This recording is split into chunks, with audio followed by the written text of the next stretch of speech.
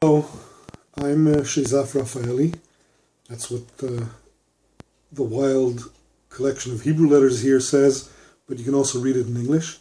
And I'm delighted to be with you. I'm grateful for being invited to give this short talk in the opening of the Information Overload Research Group I/O Day 2013. I've been involved with IORG since its inception and was delighted when Nathan asked me to talk to you. Unfortunately, I'm not available at just the time this webinar is held, and therefore we're recording this talk, and there are also slides accompanying the talk. The slides are at bit.ly MTIORG 2013, all caps, MTIORG 2013, in bit or bit.ly. The slides will also be shown here, but I'm not sure how clear they will show up. I've been asked to talk about multitasking, and it is a pleasure for me to do so. The question I'd like to pose for you is whether multitasking is the nightmare that it's all made up to be, or is it a dream that it could be, and how should we deal with this notion of doing more than one thing at the same time? Should we give up on the hope? Should we discourage everyone from doing it? And how does all this connect to the notion of information overload? Well, multitasking has been given a bad rap, has been called bad names for millennia, literally millennia. There's a quote from 2,000 years ago by a Syrian slave set free by the Romans, the quote saying, to do two things at once is to do neither. That's Publius Syrus in the 1st century BC. Pretty much the same sentiment is echoed in a quote from Lord Chesterfield 15 or 1600 years later, where he says there's time enough for everything in the course of the day, but if you do one thing at a time, but there's not enough time in the year if you will do two things at once. And fast forward another 500 years or 400 years, here comes Albert Einstein with a slightly funnier quote. Any man who can drive safely while kissing a pretty girl is simply not giving the kiss the attention it deserves. 2,000 years ago, 500 years ago, 50 years ago, they're all together on what even science of today is saying. Here's an article from Computers and Education just a few months ago claiming the same thing. Laptop multitasking hinders classroom learning for both users and nearby peers. And here's a scientific piece from oral surgery and oral medicine, the argument being toward monotasking in the dental school classroom. So all the way back to 1st century BC to March of 2013, people repeat the mantra, we can't do two things at once. Or maybe are they saying we shouldn't be doing two things at once? Or maybe they're saying we can, but it wouldn't work if we do two things at once. What exactly are they saying about multitasking? And what exactly should we take from whatever they say about multitasking to our discussion in the context of information overload and in the context of developing new systems, developing pedagogy, developing policy regarding the tendency of doing more things than one at once? Well, it turns out that people want to do more than one thing at once. They want to walk and chew gum at the same time.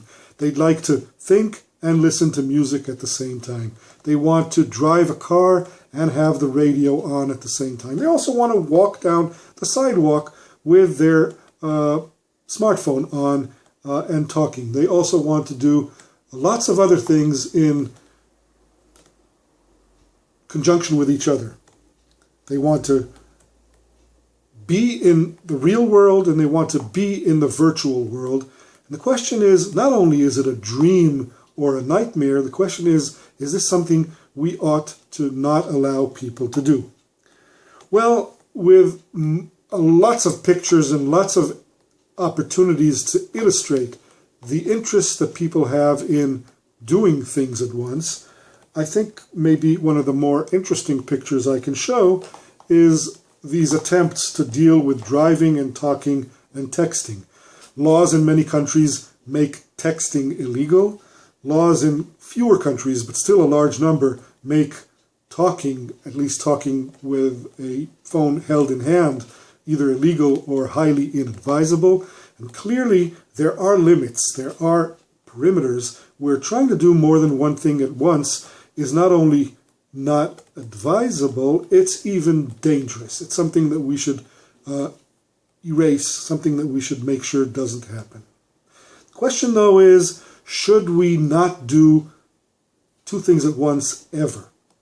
Is multitasking something that we should just ban altogether? And I would like to suggest that the history of the development of computers is a history of seeking out places, opportunities, and contexts where we can attempt to approach more multitasking or more multiprocessing.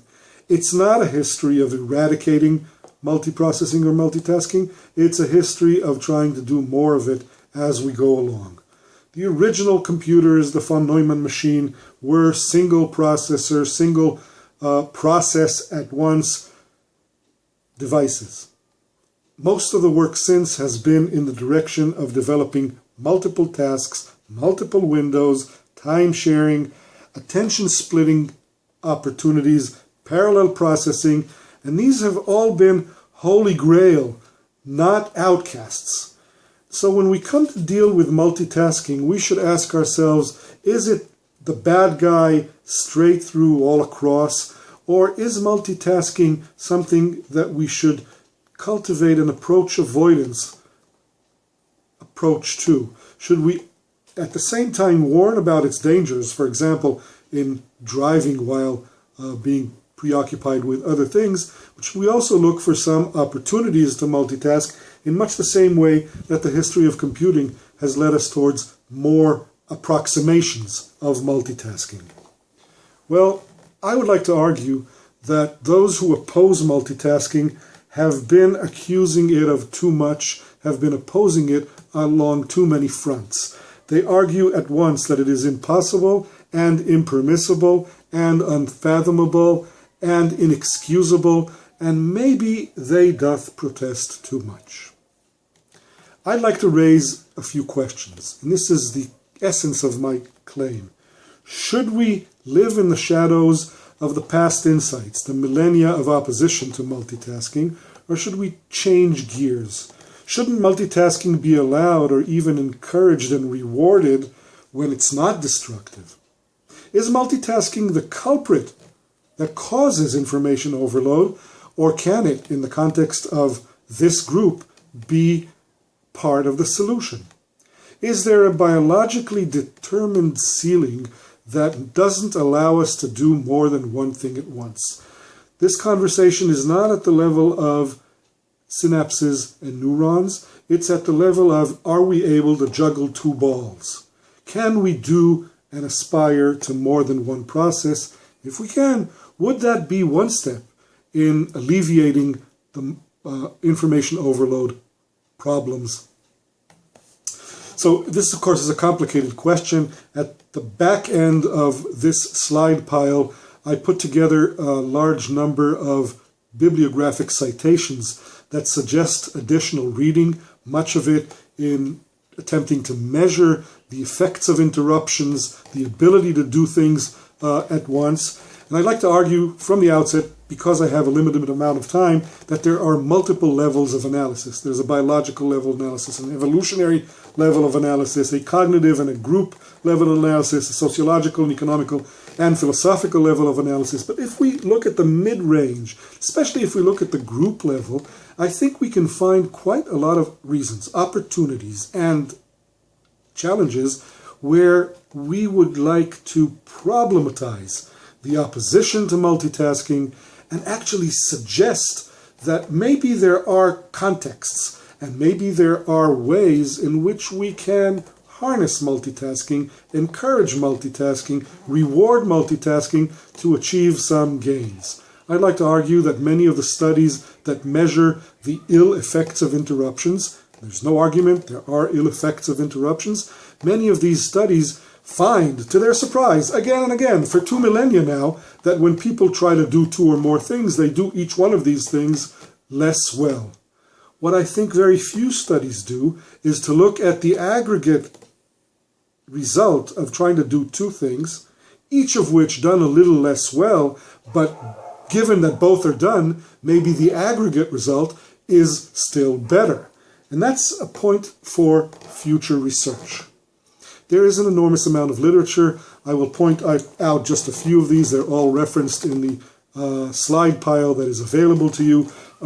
Dave Crenshaw is one of the big attackers of the myth of multitasking. So he sets up a straw man. He says some people or most people believe that multitasking is possible. I think it's a myth. Here's why.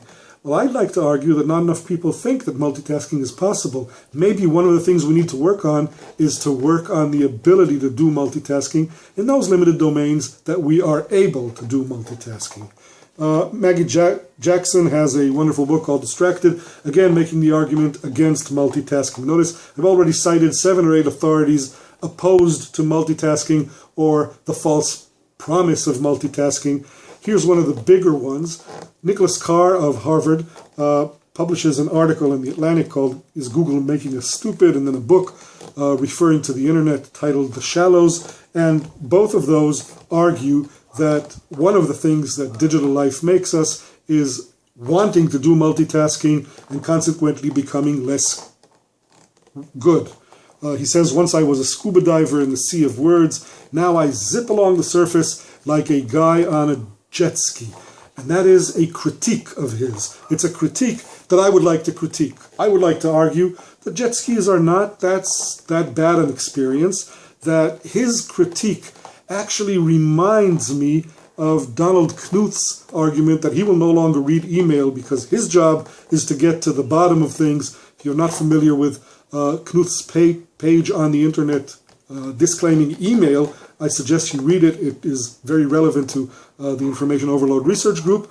But I think both Knuth and Carr are focused on a particular kind of individual, and it is my view that most individuals and many contexts, this is not the right approach. Rather, what we should look for is a use of technology that would be harnessed towards more possible multitasking. Don't overdo it. Don't get dragged into the pitfalls of it. But also don't discount it altogether, is my argument. Furthermore, if you're in technology, in the development of technology, if you're thinking about the interface between technology and work, think about where technology might allow multitasking, where instead of a single function device like the wristwatch,